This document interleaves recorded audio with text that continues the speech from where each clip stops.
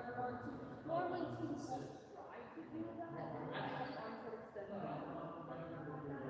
But sometimes arms are very good, or they end up kind of like supporting themselves a little bit, and then they end up getting off of the high bar, and then they're grabbing. That's when it's a verbal, and then yellow card. And we never give out cards that is only in that. So then they have to say they can't launch them. So you won't normally see teams do it, but like they can't just they cannot launch. They have to just so most teams, I don't think I've actually seen any teams that actually launch. Yeah, so a lot of them have might have roll intake or something. But as long as it doesn't actually look like it's being launched, it's more kind of moving it out. If they're doing it fast enough to a point where it's actually then that becomes a penalty. That's a minor foul. So then there's the horizontal expansion limit. There's so it is 40 inches by 42 inches, 20 inches. That's how much basically, if you see that they are expanding over 2 piles, because each pile is about 24 inches. So if they are doing basically like 48 feet or more than like 24, then that's something that they have now violated horizontal expansion limit.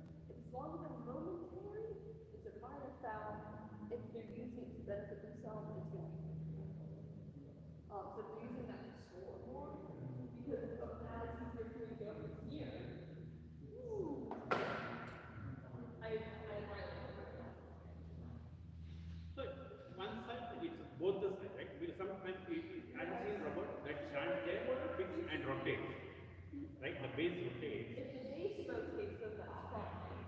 But they can't just do like the one thing here and then over here. I know. But if the rotate doesn't.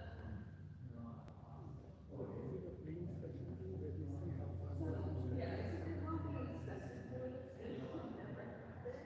But you can be soft. They also shape the robot. And sometimes there are software issues going on. So is it possible? Yes.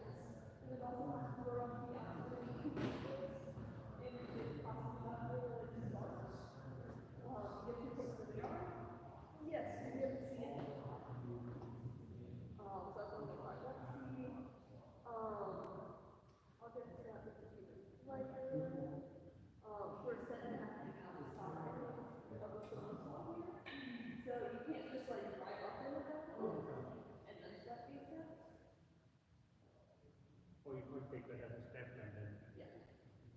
The cat, yes, the wheels can't be any. So that's the cat.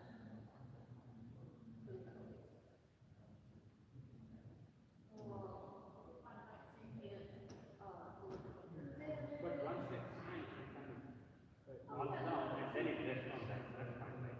So they won't use that as a stepping to grab it, but once they grab and then they pull, normally it lands on the place. Oh yeah, no, it's harder to get support from the side or the bottom while they're ascending. But for it to be on the level 2 ascent, they have to be above. It can't be, if they're leaning against this, that's not. Because they're getting support from. That's point, that's not four. That's basically. Yeah, that's a change of use for. Yeah. And if they decide to grab on this, and this is a level 2 hang, I'm still touching this, but they happen to not be touching this, that's no offense. Because they're not touching the lower one. Sorry, I should clarify that. What I'm saying is if they try to do a level 2 reset by hanging on the top rung, and they're not touching the lower rung at all, and they're touching this, it's not going to level 2 reset because they're touching this. But if they're not touching this, it's not a level 1 reset. So it's neither level 1 nor level 2. Yep, they just get a point for that. Yeah. So you can It's okay to touch him on the side, right? That's what I heard. If they, no, it's getting support from the side, The tools they can do it. Scoring, for example. yeah, no, it's not a penalty. It's just if they're getting support from the side. Then that doesn't matter. Honestly, the robot probably only gets support from this. I guess maybe even nuts, I guess they possibly could. I didn't really realize that support from the side is the only. So basically, we can take like this to make an ascent. At the end of the ascent, for level 1, they should not be touching the ground. Yes. That'd be a level 2. Oh, level. Level 2 is not Right. it only supports one. You can't use this to help people, you can't kind of like roll up this. I don't know if it's gonna be because at what point is it then, back here, where you are grabbing the boundary and attaching to suspended from part of the field where you're not allowed. I have never seen that. But if you're here, it's like the side here, then that's a really good one.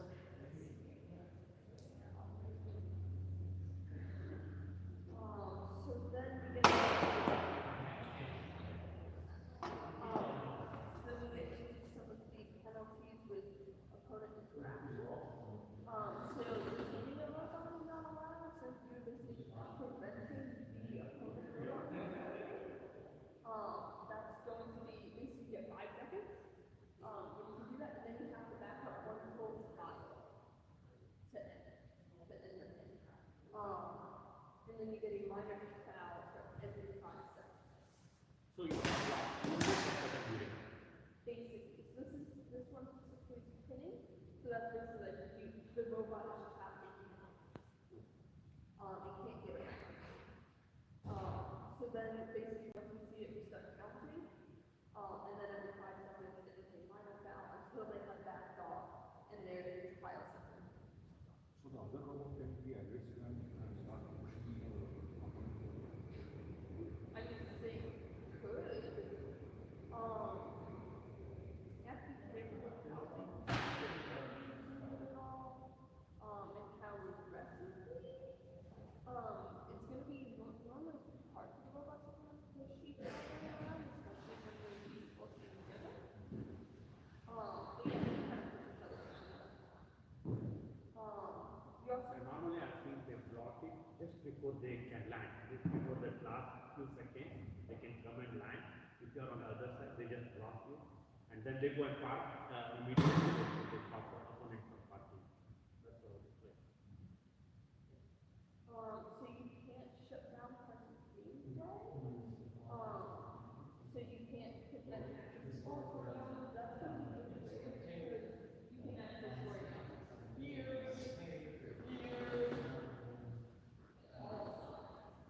That doesn't really happen. But where that's more common is shutting down access to scoring chambers. So if the little line robot is here and it's preventing the red from actually scoring, then that's going to be a foul. It's a duration count, so it starts off with count, then every 5 seconds. They cannot block at all from that game. Because So very specific areas, which is the chamber, the net zone, and the observation point. These aren't protected at all. There's no rules against blocking in this area. It says you can't turn on access to all score guys. There's so many ways you can access score guys. Yeah, the submersible is, well, then it defines what they mean by score.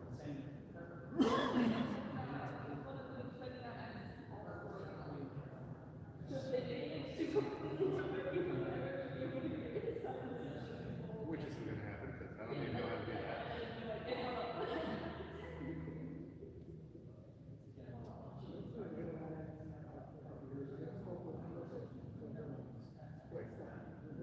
Okay.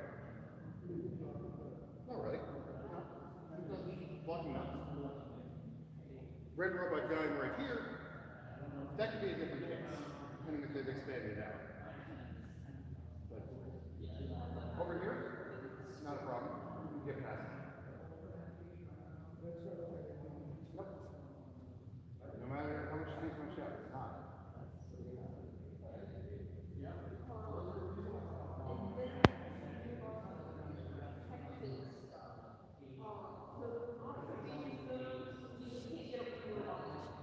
Yep.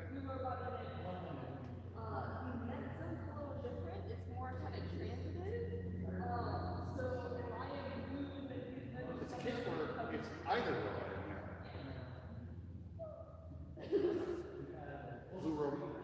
The blue robot would get penalized because it's detected red. And so net zone is protected at all times. The last 30 seconds, the ascent zone is protected. And the ascent zones are actually the white page. And there's a couple extra rules for that one. You only get to protect if you're ascending, which means that if you have your arm fully here, you're not ascending. And that's just temporary. The best thing to do is look for any robot-robot contact during the last 30 seconds. This is the most common major foul that I've called that happens multiple times. The thing with this major foul that's different than the rest of them is that it's both a major foul and an automatic level 3 for these robots that got affected. Which means that you actually have to tell the other side about it. One tablet's adding a major foul, the other tablet's adding an automatic level 3. So it's very, very common.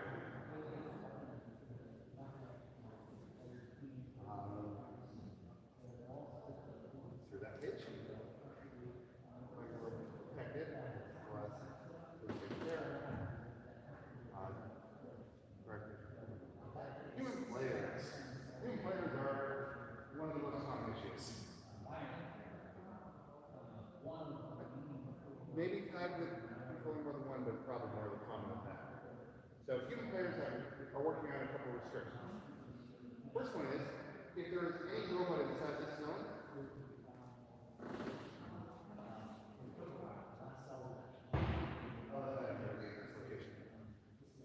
if any robot inside this zone, the human player can't enter the field level. That includes putting an arm in, or in one kid's case,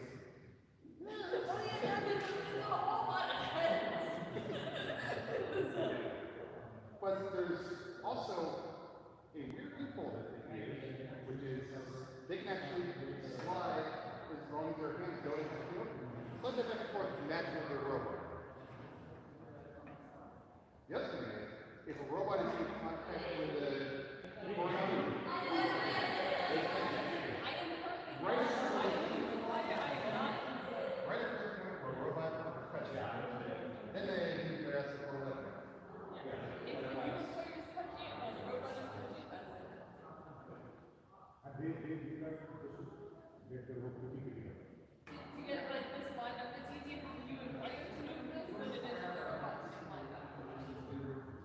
Yep, and that includes very autonomous, where the robots can go in anyway, so the human player can line up with the robot. And mostly, you'll see a lot of the creatures reaching and robots inside there. Vice versa.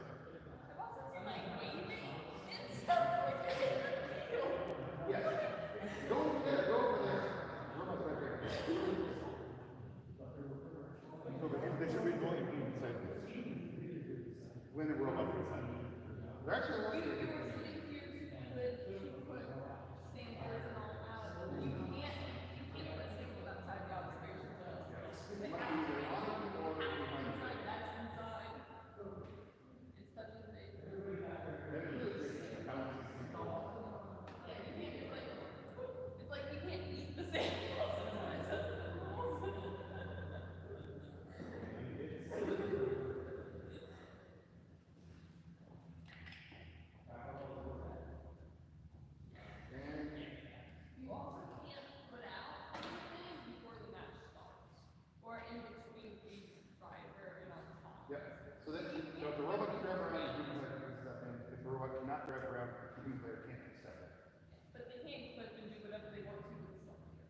good, because stopping them would have been impossible.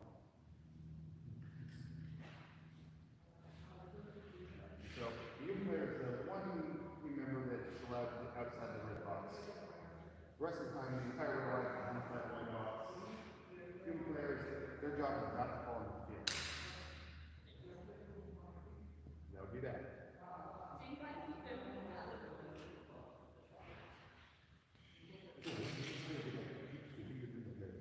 No, there's only one human player in the box. It's 4 line spaces, so there's one red human player, one blue human player, and that's it. There's 2 robot teams, but they have to agree on who the human player is. So there's, every team has 4 badges, 2 driver's badges, a coach badge, and a human player badge. The drivers must be students. Coach can actually be anybody on the team. Actually, I'm not even sure that on the team is required. Yeah. Basically, the badge says it. Human player is one for a line, so you have to talk to your line partner to determine which team member is going to be. But a coach without a badge cannot be out here to respect them. And multiple people like, I'm really like, okay, do you have a badge? No, this is. So each pair, like team will have 4 members while playing. So there could be 7 people in the box, basically. Yep. So you'll The have actual human player 2 is drivers, 1 coach, and then 1 human player. Two drivers, 1 coach per line, per team, so there's 9.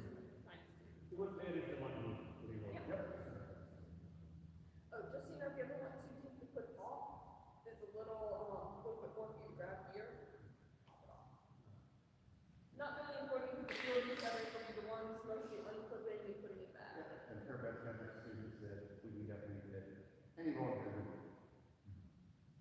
So, any questions? It's not as bad, when you first get started, you'll realize it's not even as bad as it is. Paul is the one who is with it.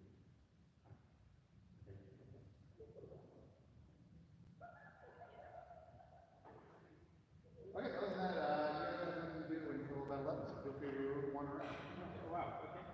It might be earlier than that, but be back for opening ceremonies. Put these back in charge. I'm gonna move this to the back. Actually, we'll probably do before that. The pits were nearly done with the inspection when I was there last. Judging from your comments, been great. We're gonna make this so.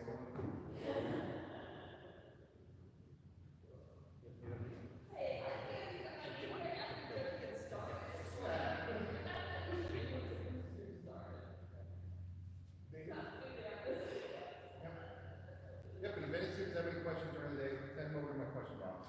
Okay, probably. Check them out this time. I like serving as well. This is what I call. Yes, here's the score. I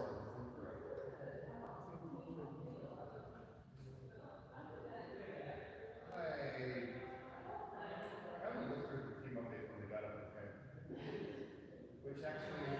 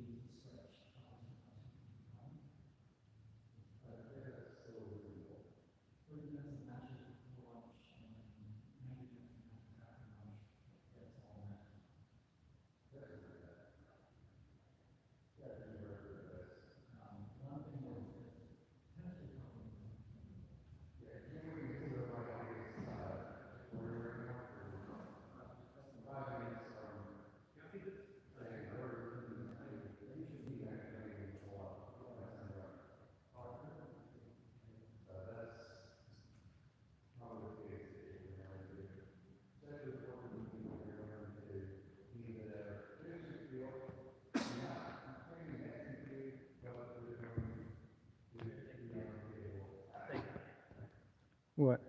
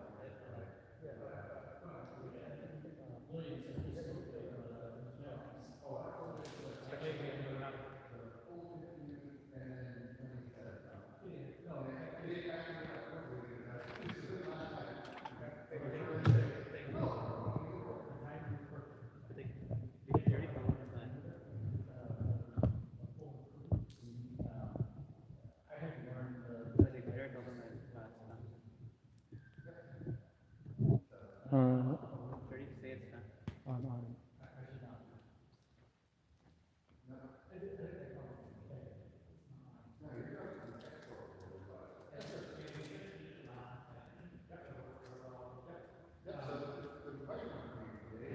How many keywords do we have? Because the keywords are actually going to have the important part because this is still part of the test. If you have excellent keywords, you can play more matches.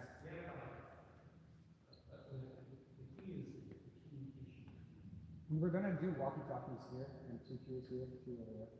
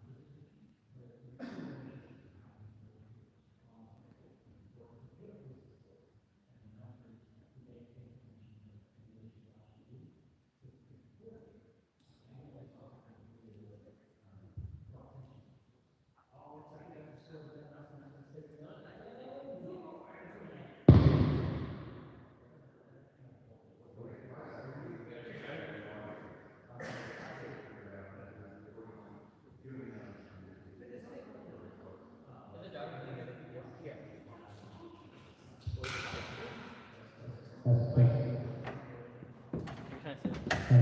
trying to see where this live stream is. Where? Oh.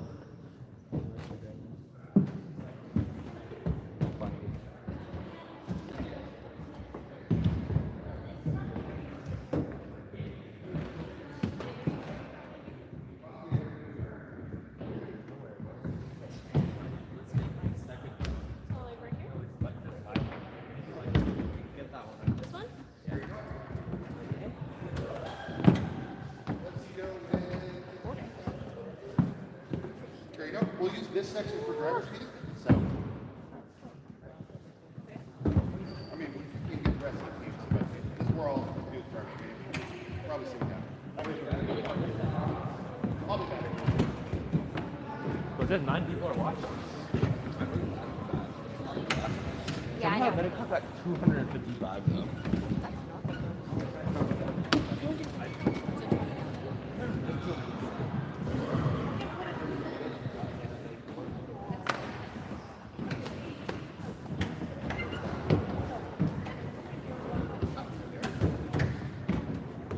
I don't want to have to get out today.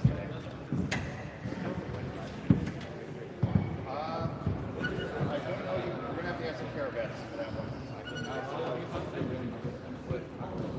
If not, you can go to the 50 service.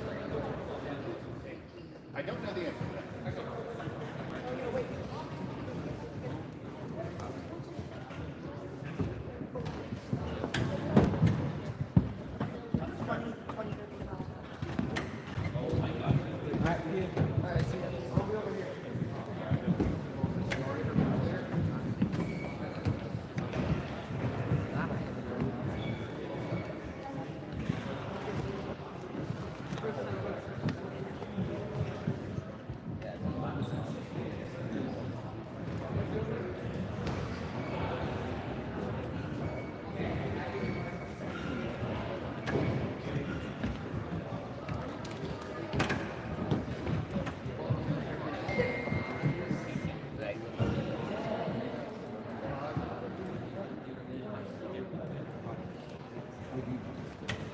I'm still waiting for the teams to walk up.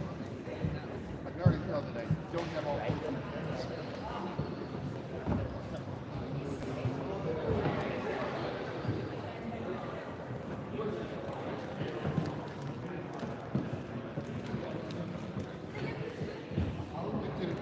Max is gonna be here, right?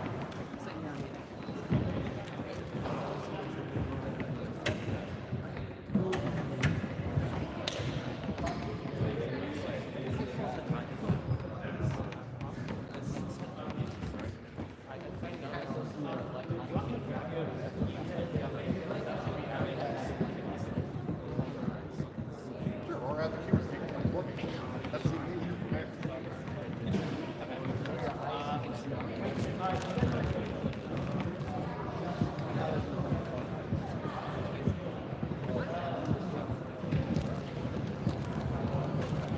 Hey, look who's the new driver, bro.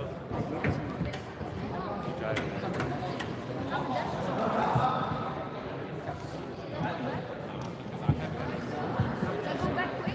Shut up, I'm the new driver, bro.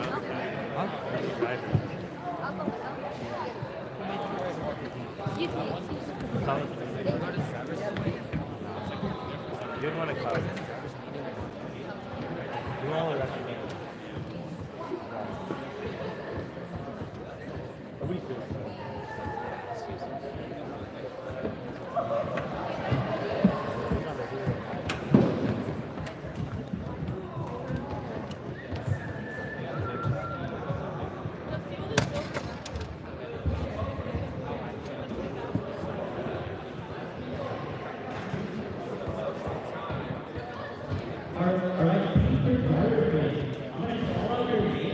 Please raise your hand.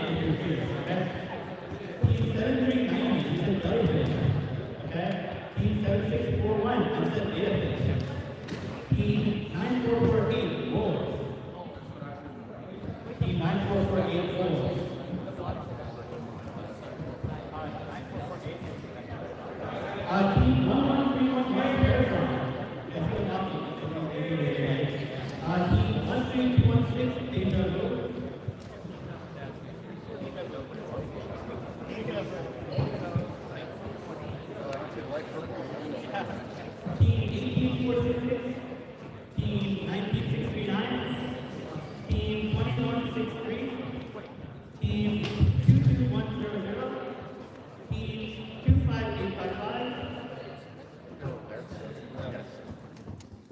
Hey, if you guys want to just come over here, that way, at least one representative. Because I'm going to shout at most of them. Well, no, I'm going to borrow the microphone.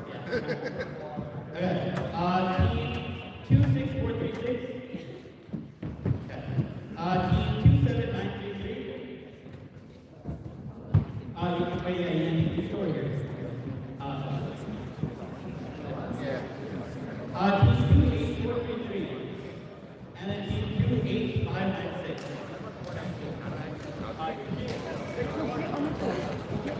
Alright, I'll say quickly, all of the teams, the name of the teams that did not call goal, team 9448 goals, right here now. 9448 goals, on here. Team 1316, they were blue. On here, go ahead.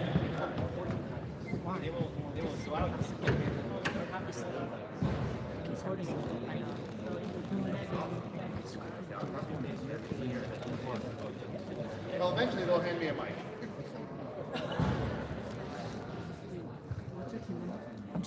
Just wait.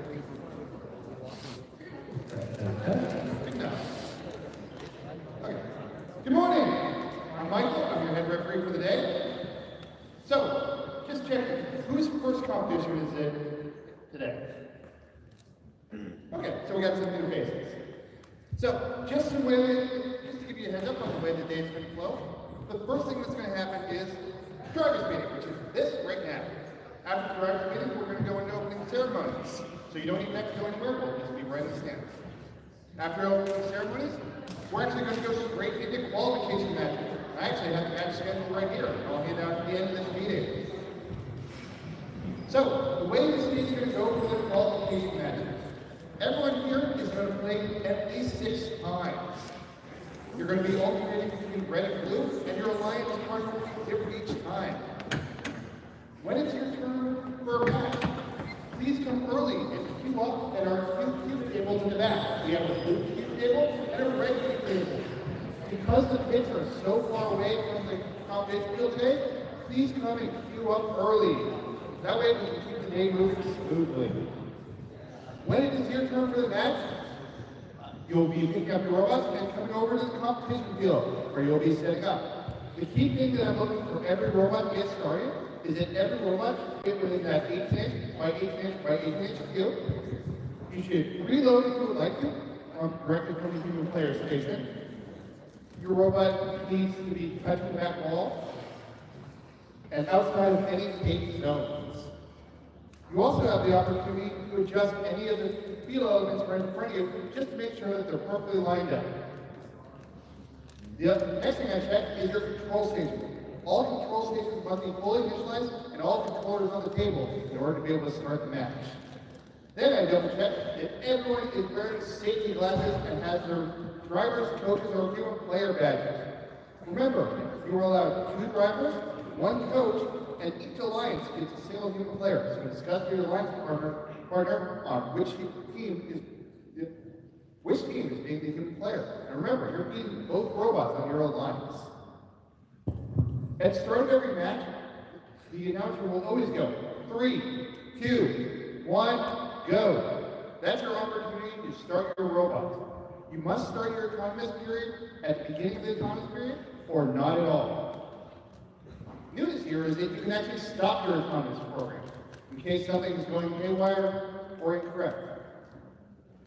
At the end of the autonomous, referees will make sure that we have score, and you'll hear drivers pick up your controllers. 3, 2, 1, go. And on the word go, that's when you'll start driving around during the teleop period. During the entire teleop period, you're trying to score as much as you can, and then at the end, try to get as high a descent as you can, or parking in the observation zone. At the end of the match, stop running your robot, but don't pick them up just yet. The referees are still tallying our scores and making sure that we have the correct amounts of what's on the field. Once the referees have the scores, you'll simply say, pick up your robot, which is your cue to pick up your robot, and then either head back to the pits, or you can head back right over to the queue in a future match real soon. Once the robots are picked up, if you're in the queue, you'll get on field. And we're going to repeat that. There are 21 qualification matches today to determine your ranking score for this afternoon's alliance selection. Because we have 14 teams today, it will be alliances, there will be 4 alliances, each with 1 partner. So, during the game, you might have questions about any of the rules the referees have. If you have any questions, I actually have a question box right in front of the referee, Chloe, with the hat right there. It's a big blue question, and it's on the floor. So, that's basic day flow. Common penalties I want you guys to keep in mind, just so that we don't have to call as much. Remember, you can only control one sample or specimen.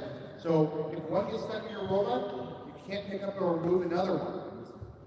Other common ones that I want you guys to look out for is in the last 30 seconds, these scent zones are protected. So if I see robot-to-robot contact between opposing alliances in these scent zones, that's not only a making foul, it's also an automatic level 3. So it's up to a 45-point swing. So be very careful with your driving. So, any questions for me before we get started on opening ceremonies? Yes? Could you repeat the last foul you just said, the 45-pointer? So, the last thing I was talking about was during the ascent zone. The ascent zone, which is the white tick area, in the last 30 seconds of the game is protected. So any robot-to-robot contact penalizes the opposing alliance. Okay, got it. So, yes? If our robot moves on initialization, when during the countdown should we initialize the telly? If your robot moves during initialization, please wait till you hear the word go to initialize, because it is a penalty to move early there. So.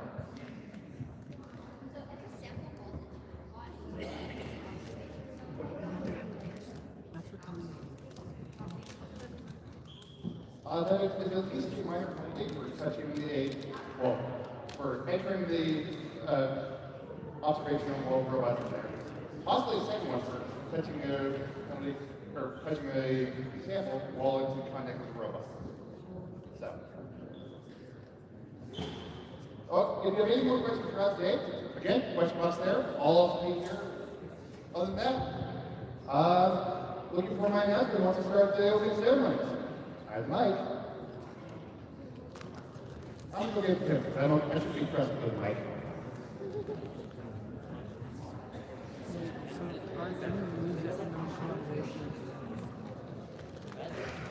Oh, I forgot to mention. I have match scheduled, so one team member from each team, please come over to me. I have exactly 14 of them, so I'll know if I've handed out too many.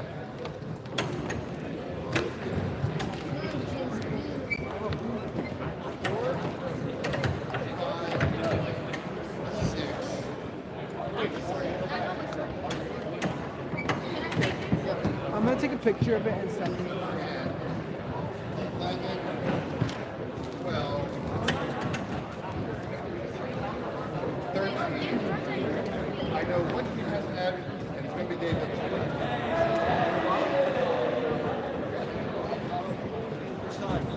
Hey, Loki, if someone says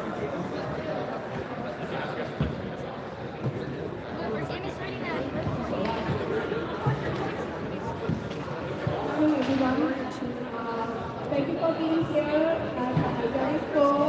I'm the event coordinator.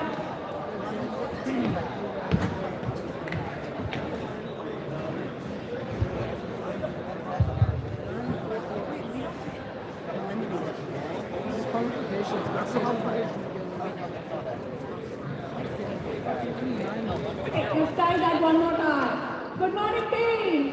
Welcome to IJAVVE School. I'm the event coordinator. My name is TerraBats.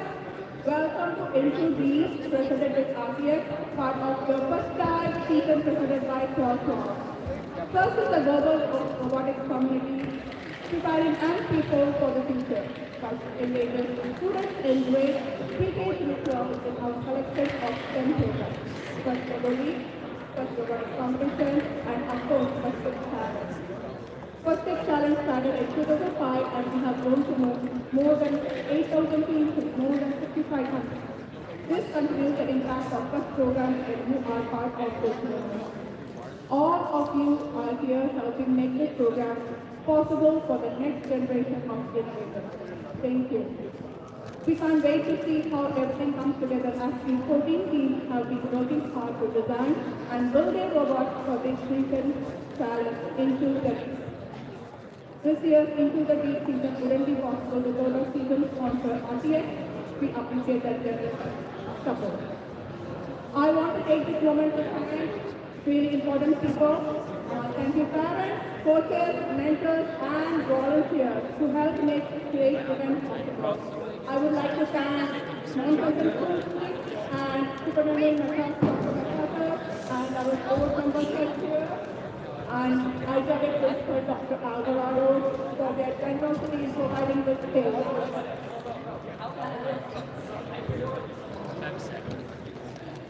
I would also like to thank my coordinator, script writer behind, and the team TerraBats members for putting this setting up the competition side.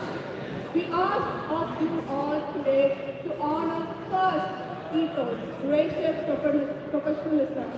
This means doing your best work. At the same time, we are going to respect and value the other students, teams, and volunteers here. Today is where all the hard work you have put into designing, building, and programming the robot comes to life in today's market. Good luck.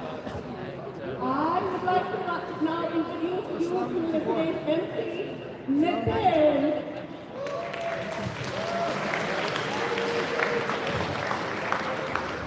Good morning, team. My name is Nitin, and I'll be your MC for today's tournament. First off, I'd like to introduce you to a very important group of individuals, our judges. I see two over there. I'm not sure where the rest of them are, but these judges are the difficult job. Let's give a round of applause to the judges. These individuals have the difficult job of doing out the best of the best of today's team.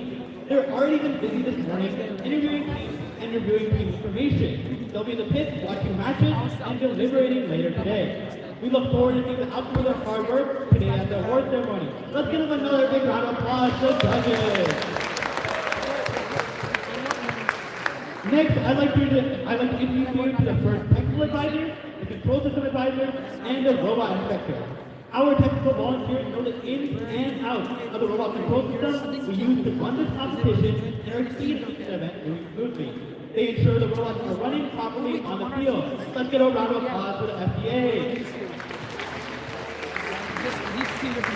And finally, I'd like to introduce you to our referees who are in the corner. They're doing their training. Our referees does a good job of ensuring everyone is playing by the rules. As in all sports, their rulings are final, and there will be no rerun or video replay. Please help us get the schedule. By respecting their decision and directing questions to the question box, which is located over there in that blue square. Let's get another round of applause for the referees.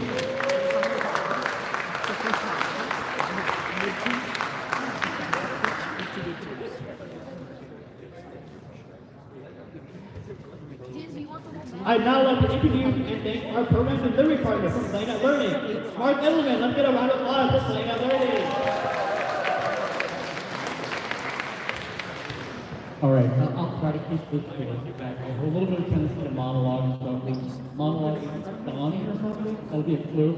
A little bit of a hard message, but an important. We are blessed in Northern California of having one of the largest programs in the world. We are the fourth largest. We grow at a nice, healthy rate. Growth is a struggle. It's great that more kids involved and engaged, but it also creates a lot of pressures on the program as a whole and on events.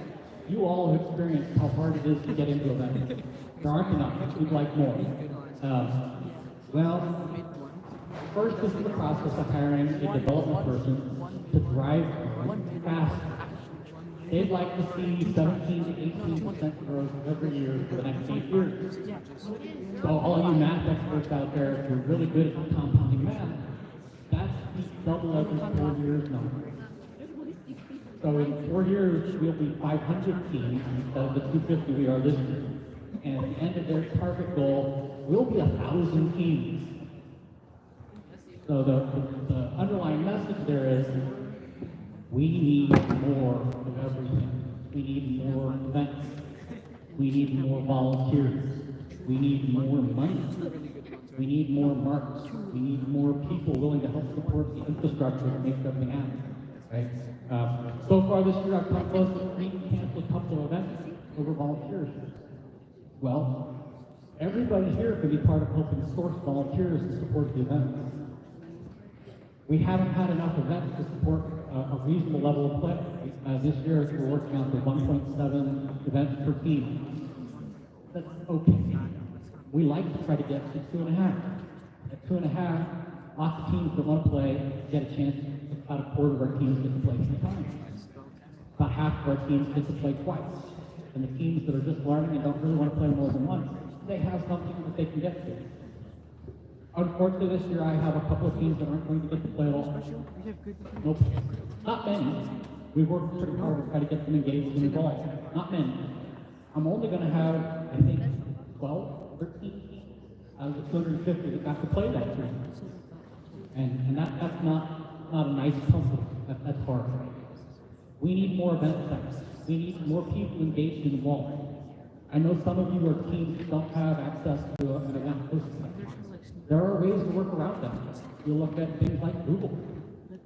Google's been hosting for a couple of years. Corporate sites can work. Sometimes they're a little bit of an odd fit, but they can work. We were at a church this week.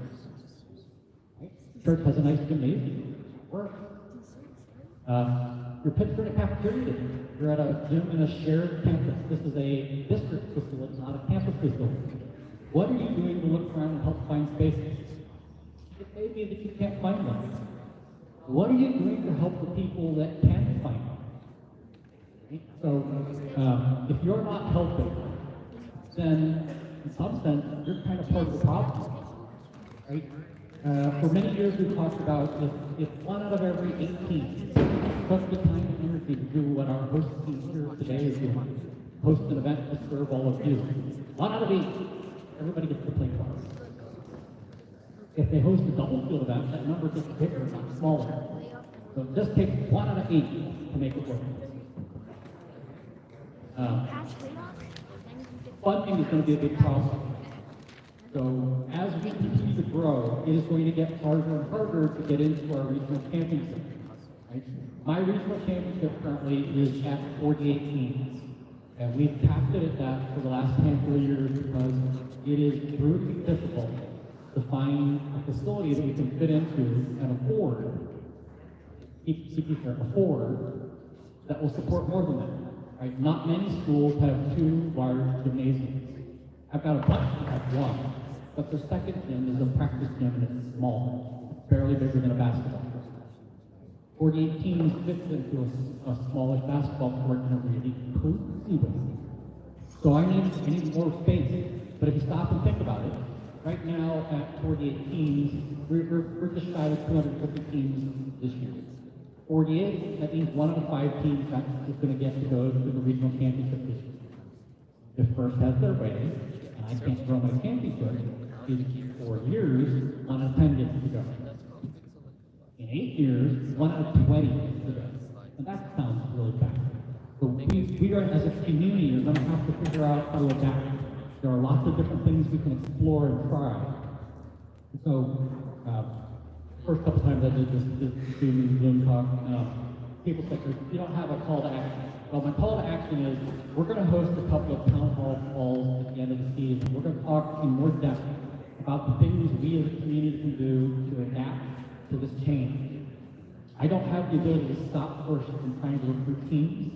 My responsibility as program delivery partner is to serve the teams the best I can. I'd like that best I can to be something that satisfies all of you. But at a minimum, the best I can may turn into one of the teams, which would really want special. And nobody wants that. That's not what we want to try to deliver. So that means you need to be prepared to join the conversation, help us find the sites, the volunteers, the money, the expertise, the district. Right now, one of the problems is Mark can only go one place a week, a day, and he stay a weekend. I've been to 7 events already. How many of you been? Yeah. So, it's a lot. It's a lot. I'm involved. That needs to be eliminated. We didn't take So when the call for the conversation comes, participate. We as a community have some decisions to make. It's going to take everybody getting engaged and involved to solve the problem. I have one part-time staff. My budget is only can afford 20 hours a week for time. And I get asked a lot, why don't we see Ashley at events? I would love for her to do that. She does show up every now and then. If it's local to the Bay Area, she might show up. Two wonderful kids. She brings them to show them what's going on. They do first budget. Just to put it in perspective, a normal event day is 12 to 14 hours for a staff person. But 14 hours, that's 8 hours of time, 2 hours of overtime, 4 hours of double overtime. And if you're quick with fast, you'll find that's just right around 18 to 20 hours of time. I've consumed my whole staff budget in a day. And then I don't have any of the administrative support I need the rest of it. So that's back to that I need money, I need staff, I need volunteers. Yesterday I had to wear 3 hats. I was the field supervisor and technical supervisor of yesterday's garden. About 11 o'clock I was changed to everybody. At the end of the day I became back into the field supervisor, technical, and pack-up. Right?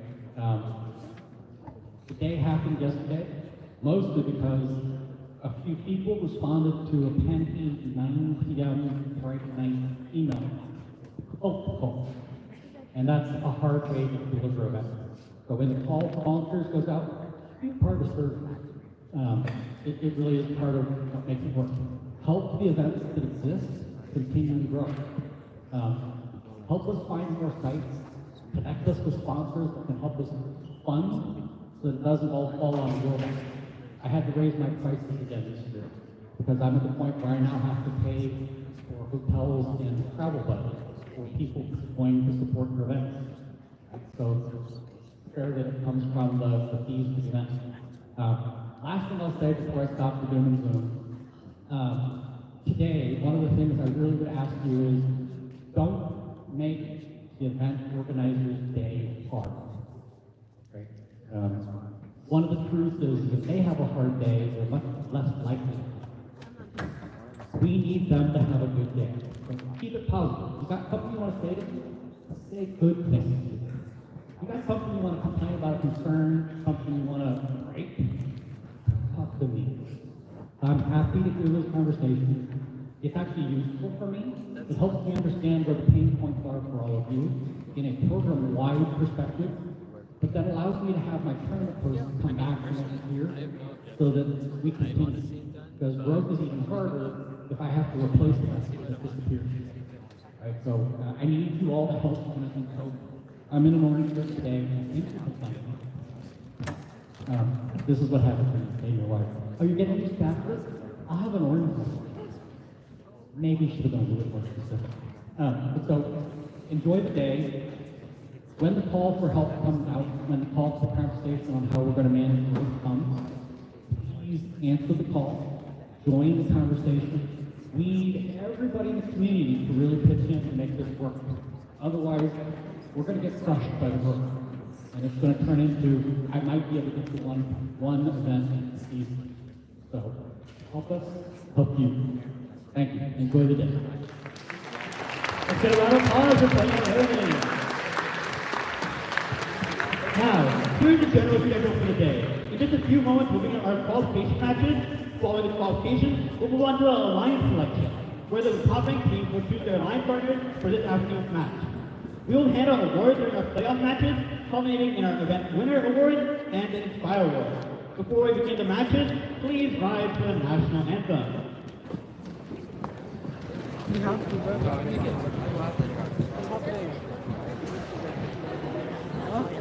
Anthony, that's what I was thinking, man.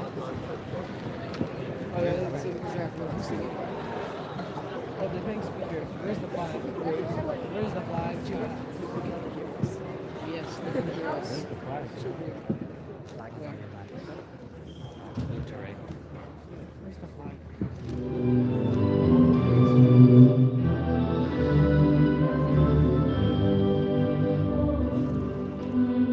Stay by the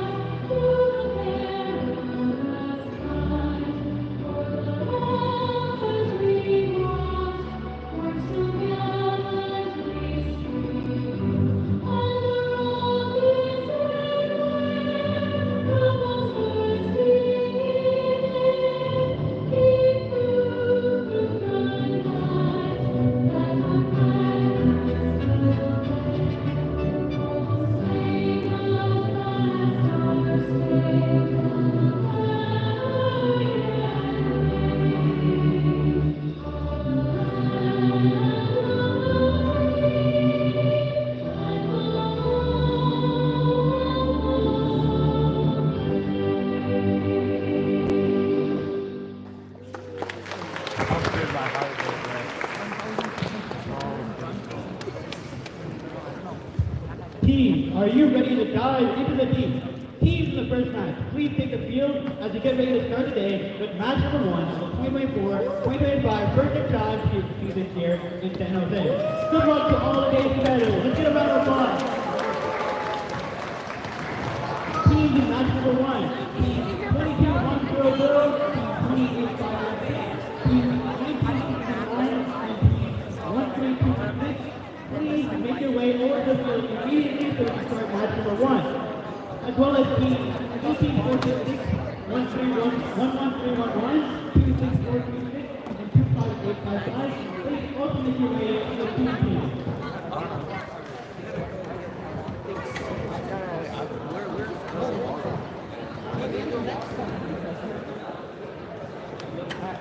You guys got the schedule, right? Yeah. The schedule is kind of 136. You guys are against some good teams. 36. So the first teams are gonna head to the field. You guys should start bringing the rim over and everything. Wait, does that mean that I have to join? No. What? I mean.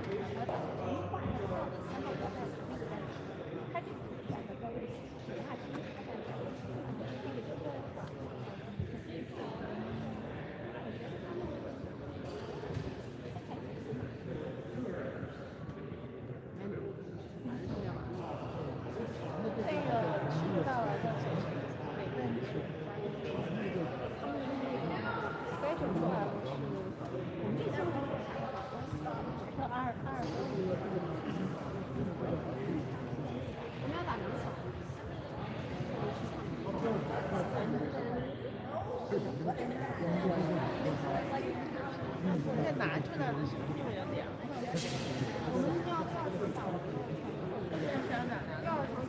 第二层是那个地，你们去看球场。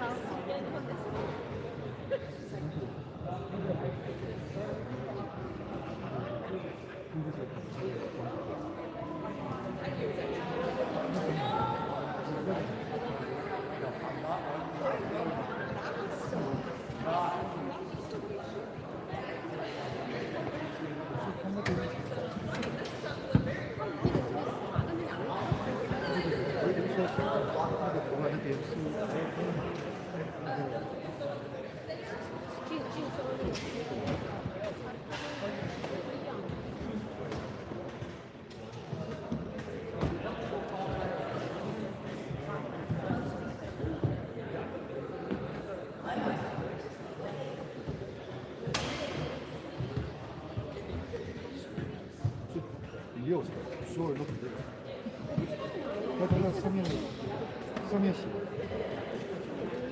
对，应该是这样。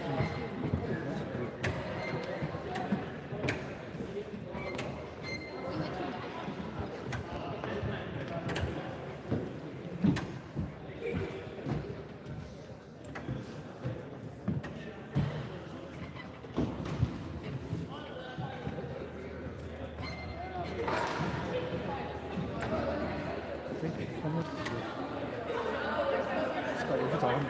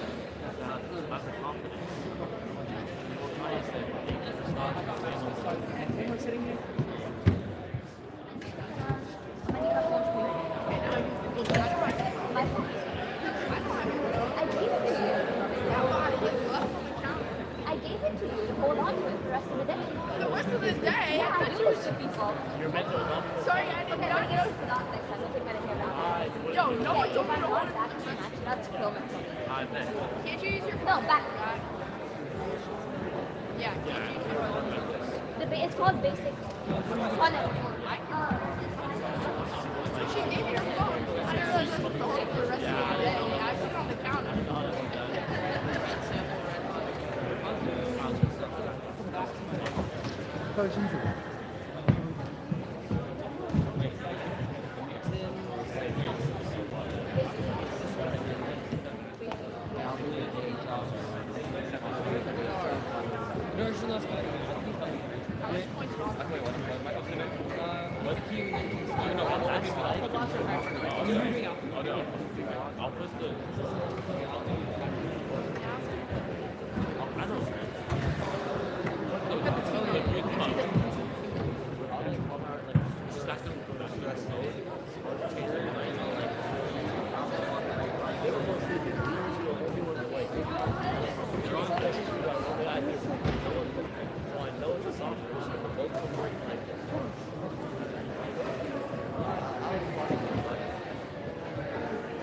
They didn't change anything.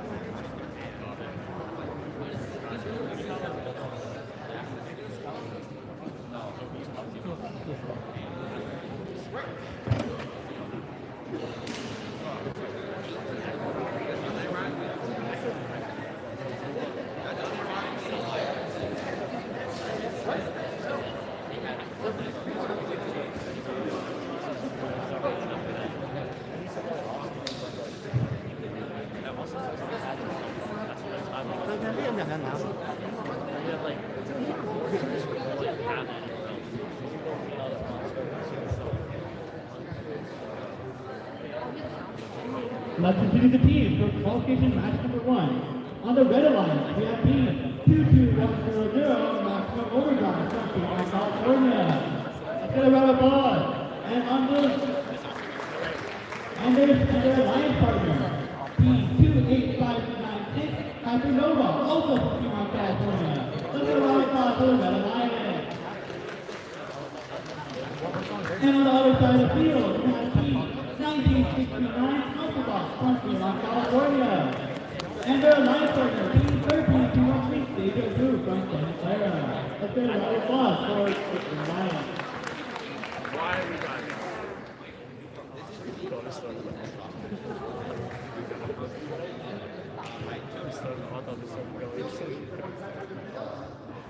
Everyone's robot was in the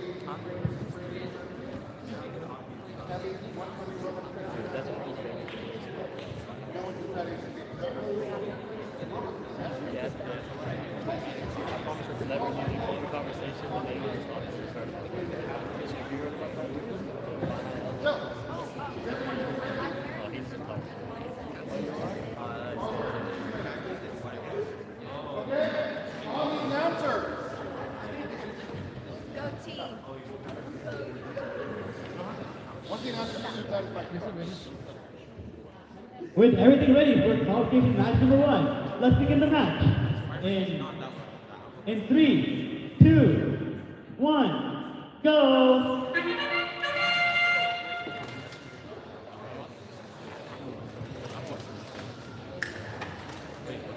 We see quick action from Hypernova, quickly pushing all the samples into the observation zone, and they're quickly scoring onto the high rung.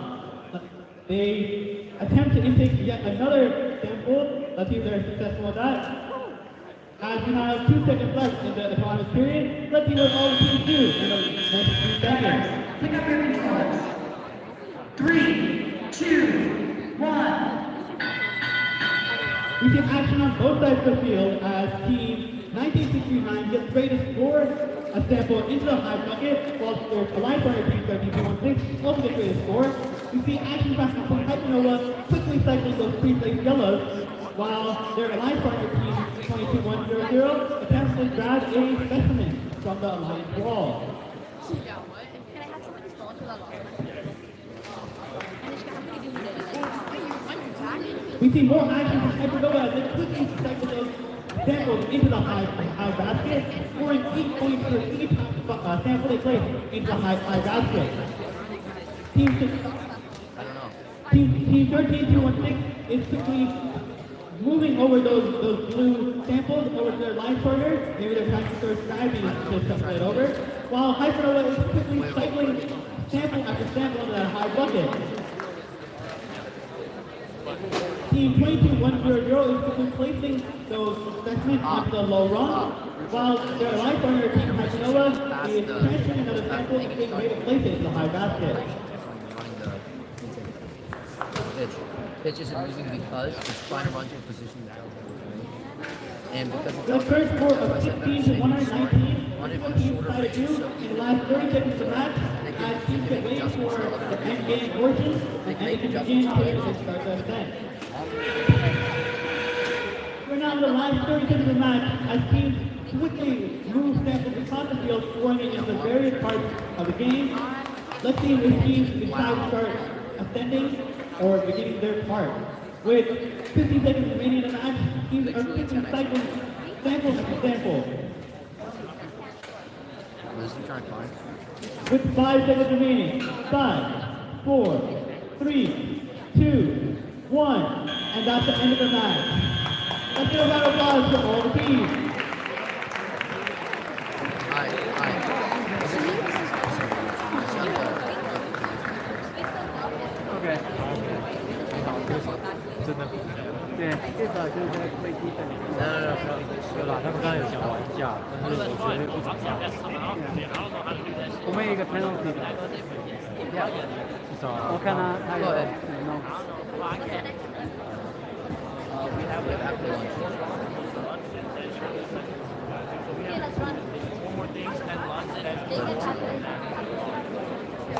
Did you record the pitch?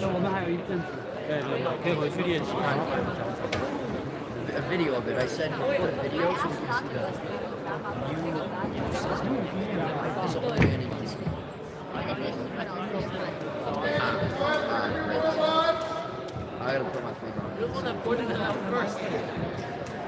Agreed, but I came after. With everything finished for qualification match number 1, let's see the score. And the winner is the Red Lions. The Red Lions event high score of 150 points.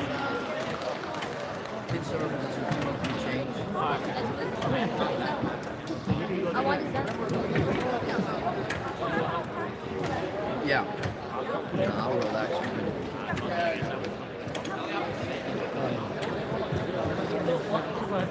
Yeah, it was never mechanical issues. Well, no, I knew that as well. Yeah. Well, go.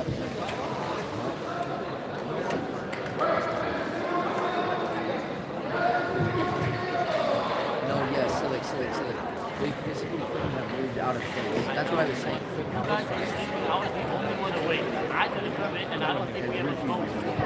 Yeah, but, like think about it. If you have everything else in place, think about it. If you were sleeping, the robot didn't change. That's all I know. With the team getting ready for qualification match number 2. Let's meet the team for qualification match number 2. On the red line, we have team 18466 Mastermind from Pleasant Hill, California. And their alliance partner, team 11311 TerraBats from San Jose, California. Let's get a round of applause for the Red Alliance. And on the other side of the field, we have team 25855 Argo Robotics from San California. And their alliance partner, team 26426 IJAVVE from San Jose, California.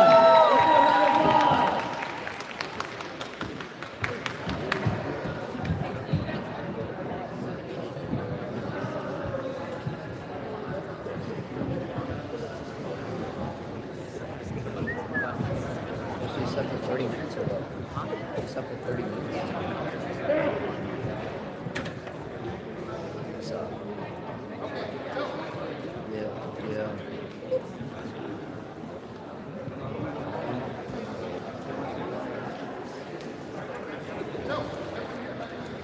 Buddy.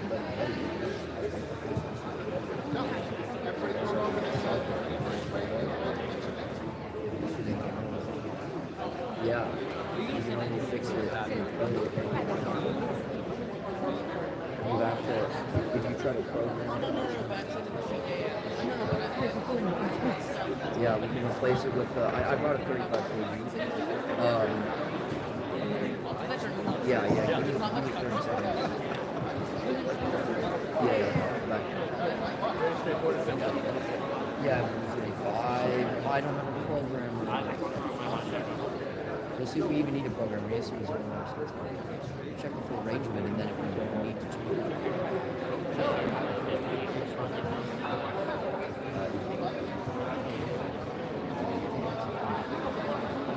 Think about what you just said. You can rotate it. It doesn't make anything because it meshes at every more than 360 degrees. So there you go. You can't mesh it. You can't do anything. All I can do is get up, but. What are you talking about?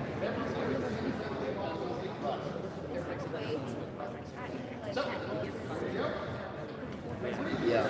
There's a password section. On the announcer. Everything ready for qualification match number 2. Let's begin the match in 3, 2, 1, go! We see action on both sides of the field as IJAVVE quickly pours the sample into the high bucket. And while the mastermind quickly cycles a sample after sample, and we see more action from IJAVVE as they attempt to grab another sample and get ready to place it onto the high basket. Let's see if they're successful. And they just narrowly miss. Let's see if they can try that again in future match. And as we enter a final period, let's see what the team, let's see what the team decide to do. And we see action from both sides of the field as Mastermind quickly grabs the sample and gets ready to place it on the high bucket, while IJAVVE also continues to do the same. Let's see if they can grab that sample and it gets ready to cycle another sample. The Mastermind get ready for yet another sample, while TerraBats is quickly placing specimen into their observation zone, while Cargo Robotics is also placing specimen into observation zone. Let's see if they can quickly grab that. They have to do something. They might put hacks on. They can't reprogram it. We see cycle after cycle from Mastermind. Let's see if their alliance partners can match the same thing. And IJAVVE quickly places the sample into the high bucket. Let's see if they can match that pace with Mastermind. While TerraBats is on the other side of the field, placing the sample on placing specimen after specimen. While Cargo Robotics is attempting to grab a specimen from the observation zone.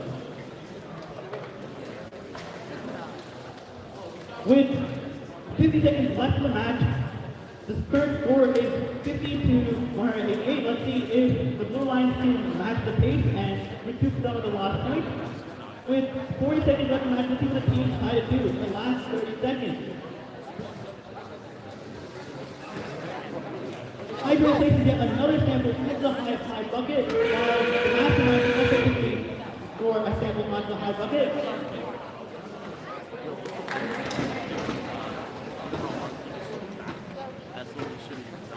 With 50 seconds left in this match, let's see what team fights in the last 2 seconds of the match.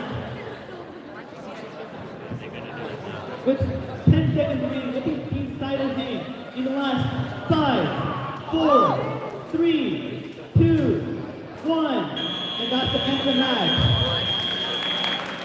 Let's give a round of applause for both our alliances.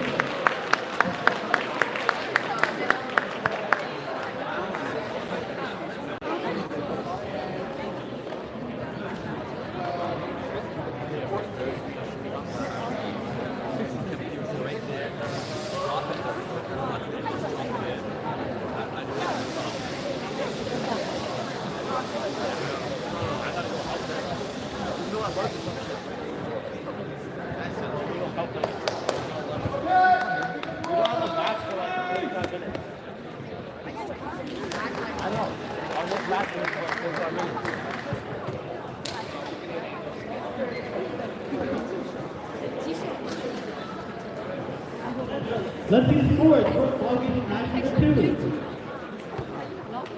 And the winner is the Red Alliance with a red high score of 361 to 19 points. Let's get a round of applause for both alliances.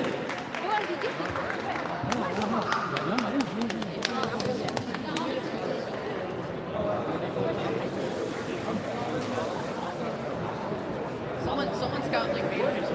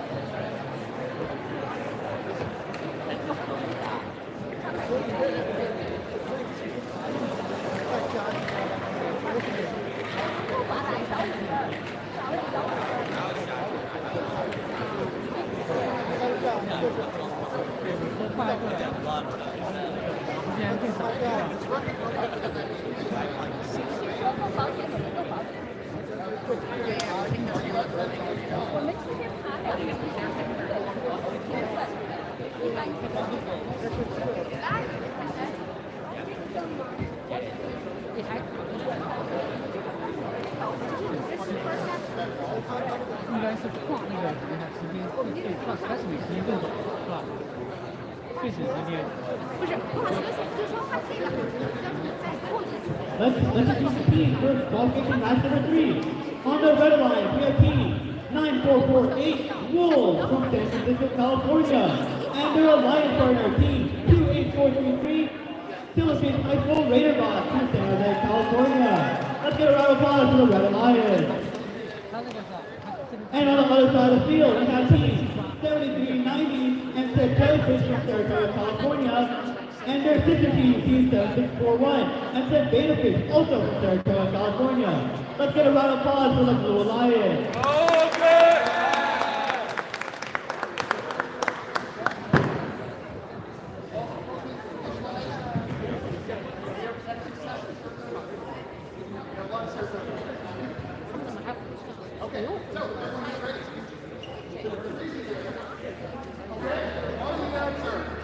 With everything ready for qualification match number 3, let's begin the match in 3, 2, 1, go!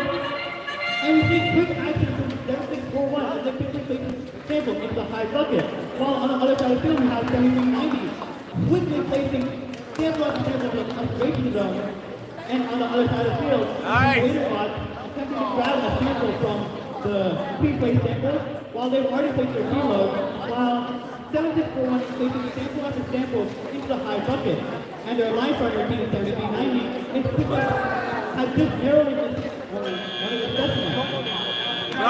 Pick up your controllers. 3, 2, 1. At the end of the playoff period, the current score is 172 to 16. Let's see what team decided to do in the last 2 minutes of the match.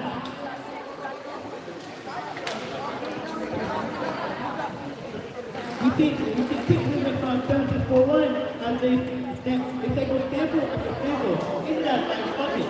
Remember, every sample in a high bucket is 8 points, so 50% cycling with those samples is the most important strategy. And our line partner, team 1790, is quickly placing blue sample after blue sample into the observation zone, while their new player is turning those specimens to place them onto the high rung. The Raiderbots are quickly placing a sample into their transfer system and ready to place on the high bucket. Let's see if they can do another one.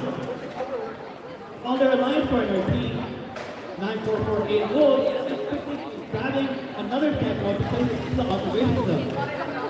On the other side of the field, team 1790 is sample after sample into the observation zone as they get ready to start putting those specimens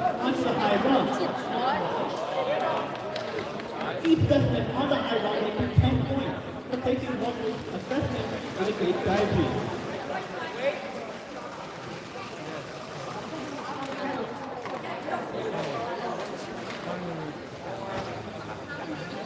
Team 1790 is quickly placing freshman at the specimen. As we enter the last 40 seconds of the match, let's see what team side of you as you enter into the ascent period of the match. In the last 40 seconds, teams are able to ascend and get upwards of 30 points in the last 30 seconds.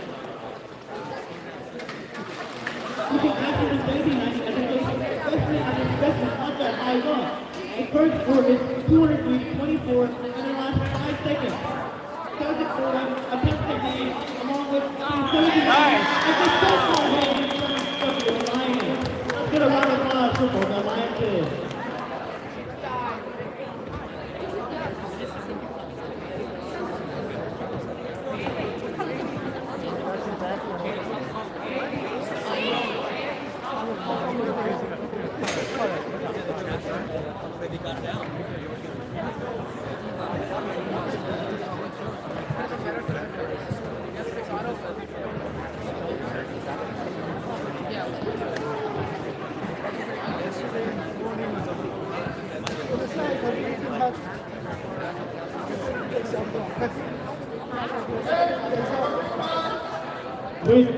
With the match ended for qualification at 3, let's see the score.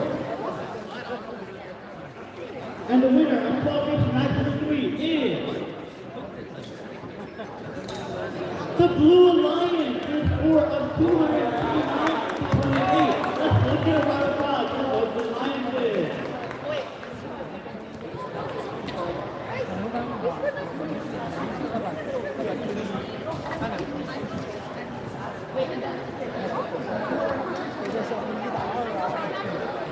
As you get ready for qualification match number 4, let's see the team for qualification match number 4.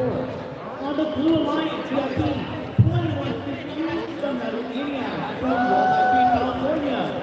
And their alliance partner, team 1969 from Alpha, from Fremont, California. And on the other side of the field, we have team 27933 from Aquanaut, from Fremont, California. And their alliance partner, team 26436, IJAVVE, from Valle, California. Let's get a round of applause for both alliances.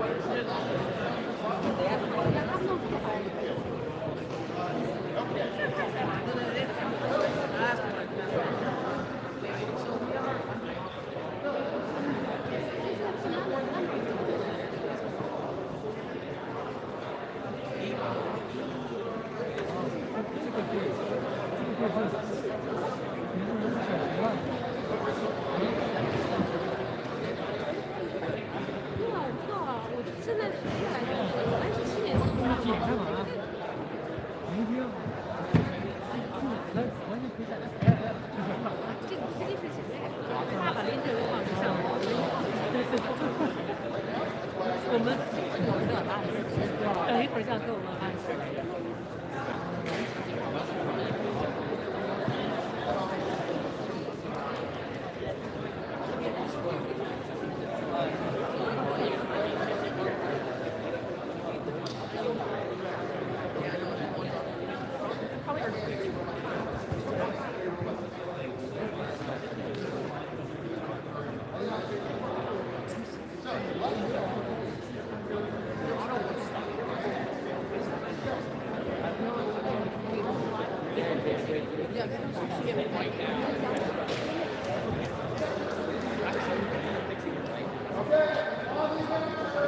With everything ready for qualification match number 4, let's begin the match in 3, 2, 1, go! And you see quick movement from IJAVVE as you just narrowly miss the ability to keep that back up in the teleoptic portion. And we see movement from the Tasmaniacs as they also place a sample on they also attempt to push some of the samples into the observation zone. IJAVVE just narrowly misses their sample. I think they can keep that back up in teleoptic. Remember, all the samples in will be picked up at the playoff period. 3, 2, 1. As you see quick movement from IJAVVE as they grab one sample, if they replace that, they quickly lift up this slide, if they drop that into the high bucket, and they perfectly drop into the high bucket. As you see movement on the other side of the field from Alphabot to see if they can retake that sample. As we see quick movement from the Metal Maniacs to see if they can drop that into the high bucket. IJAVVE is cycling sample after sample into the high basket. Let's see if they can continue that pace and recoup the points they lost in the tournament. The current score is 15-24 with a minute remaining in the match. Let's see what team decided to do in the last minute. IJAVVE now get another sample and gets great putting it in the high basket, and on the other side of the field, we see Metal Maniacs coming to match IJAVVE's cycle. IJAVVE now get another sample, let's see if they place that into the high bucket. They just narrowly miss the transfer on the other side of the field. We see the Metal Maniacs got it, a sample to place it into the high basket. While the Alphabots are also trying to intake from the commercial. IJAVVE is narrowly missing their transfer, let's see if they can get it, but the score is so close at 39-32. With 30 seconds left in the match, let's see what team decided in the last 30 seconds of the match.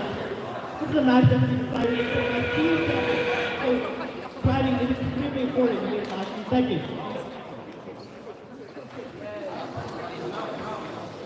IJAVVE put yet another sample in the high bucket with 50 seconds remaining in the match. First score is 40-63, 70-41. With 10 seconds remaining, let's see what the team decided to do in the last few seconds. With 4, 3, 2, 1, and that's the end of the match. Let's give a round of applause for both the teams.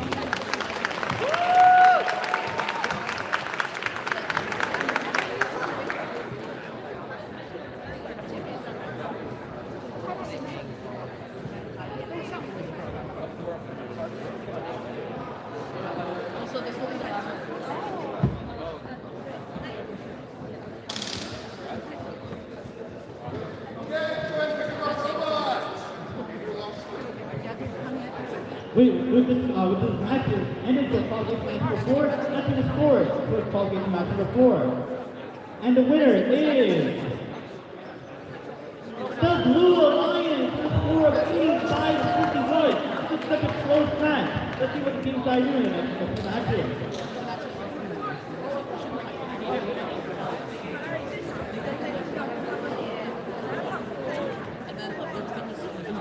下面的是第11，那是11，考虑是在11。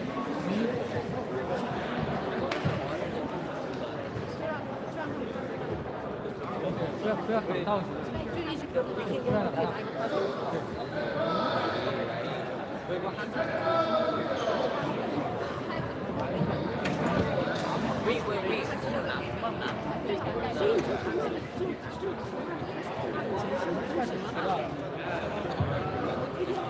Let's review the teams for qualification match number 5. On the red line, we have team 22-100, maximum overdrive from Fremont, California.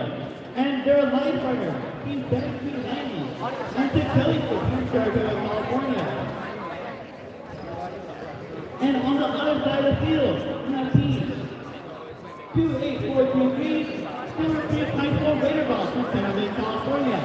And their line partner, Team 11311, Arizona from San Jose, California. Let's get a round of applause for both the Lions kids. Oh, let's go.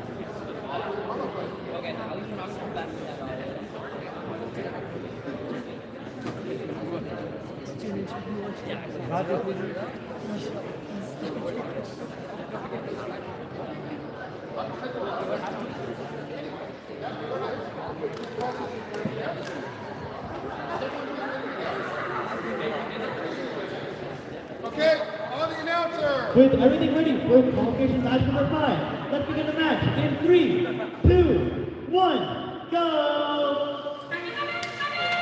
And we see quick movement from Paragon as they place Sam assessment onto a high run extremely quickly, and they also push a sample into the observation zone, while 7390 is quickly cycling specimen onto the high run. It is narrowly missed on the assessment, but they try it again.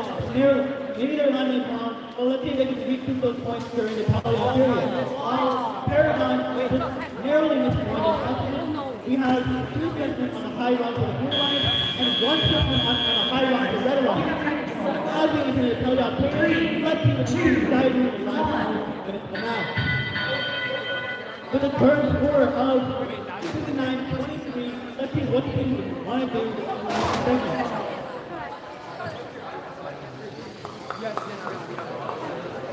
Everything quickly cycles a sample into the high bucket, while Paragon is attempting to get a sample out of their robot, while on their line partner, team 28433, the Raider bot, are cycling samples into the high bucket, while on the other side of the field, team 22100 reaches over the grab another sample placed onto the bucket.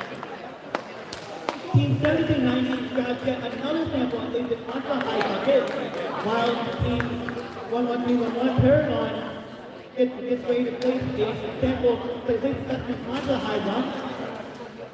And Team 1790 gets another sample and places it onto the high bucket. Team 1790 is really good at the quick high bucket sample. Let's really continue to the rest of the matches for today. Team 22100 appears to pause in the field. They are waiting for the Raider bots to move out of the way, while the Raider bots are trying to cycle to get another sample from the submersible, while TerraBats is trying to take specimen onto that high run. With 30 seconds left in the match, the current score is 89-71. Let's see what the team decided in the last 30 seconds of the match. Remember, in the last 30 seconds, teams can ascend, and they get upwards of 30 points onto the high run. Teams are getting ready to hang final Team 1390 institution specimen after specimen onto the high run. Let's see the final match. And then wait ahead. Team 11311 gets this second run. Let's see if they can get the third run in the last 2 minutes of the match. It is narrowly again after the third run. Let's see that high run counted for 11311. 1790 also attempted to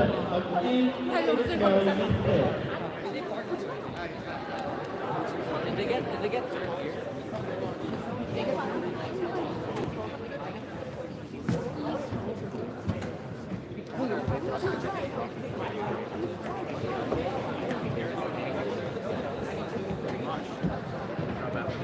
I don't mind. I feel like it's dark. They drop that crowd.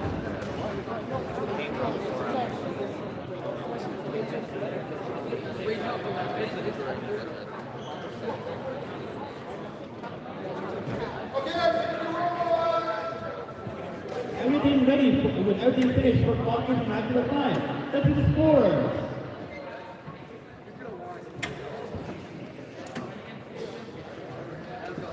Let's see the scores for qualification after the 5.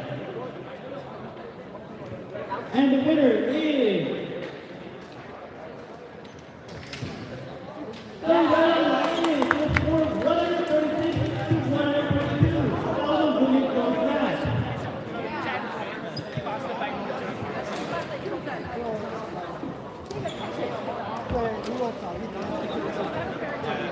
Teams, you are now at 1 sprint. You will reconvene in another 40 to 45 minutes. So please, be in the focus on that. Get ready to do it as soon as it's in order.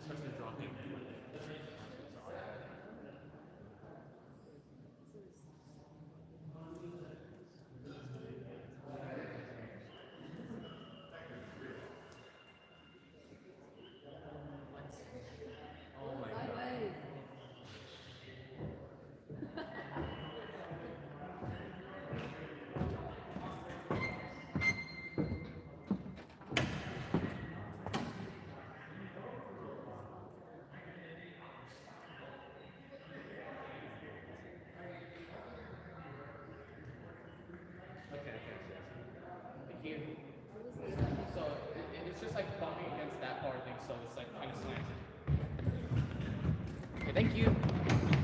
We can go get lunch.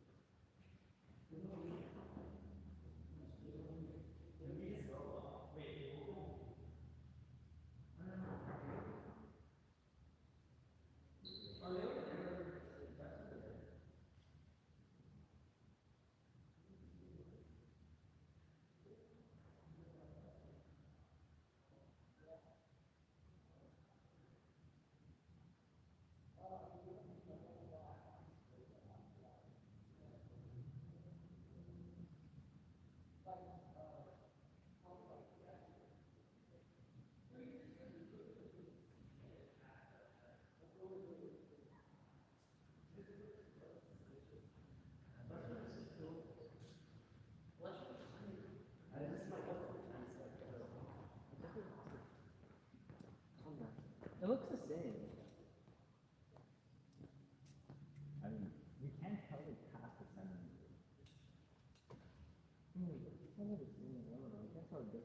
You got massacred, Justin. Yeah, it's live streaming. They see you guys. Guys, it's live streaming. They can see you. I know we're not. Yeah, we're just moving. Wait, the blue side looks. This one looks longer than that one. Wait. Red side does look wider. Red side looks wider than the blue side. Yeah. By like half a centimeter or centimeter? I think yeah, it looks a little bit longer. Like that is not 2 inches or less than an inch. Oh wait, is this? Yeah, it's on. We have 30 minutes. We can maybe ask when they're coming back. That's not gonna give us enough time to fix it. When's the next match? Is it 9? Wait, there's volunteers over there. Oh yeah. Okay, should we go ask? Go around. Next one is not match 9. 9, yes, 9. So we have like a few matches.